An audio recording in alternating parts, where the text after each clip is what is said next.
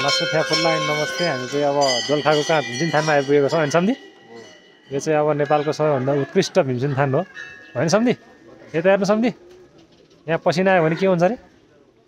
देशमा अनिष्ट हुन्छ, नराम्रो हुन्छ। त्यही भएर सकेसम्म यसलाई चाहिँ पसिना नआएकै राम्रो हो होइन सम्धी? सम्धीले पसिना आयो भने के हो सम्धी? ल ठिक छ, ल यस्तै छ, रमाइलो छ चाहिने यस्तै छ। र त्यसैले अब हामी चाहिँ यो दोलखा भीमसेन थान दर्शन गरेर अब हामी माथि चरिकोट बजारतिर लाग्दैछौँ। हाम्रो चाहिँ आज यात्रा एकदम रमाइलो भएको छ र त्यसैले अब हामी यता आउँदैछौँ। यता हुनुहुन्छ हाम्रो आमा सीतामायाज्यू। खाराम कस्तो भयो आमा, यात्रा कस्तो भयो? रमाइलो भयो नि त? भीमसेन थान कस्तो रहेछ?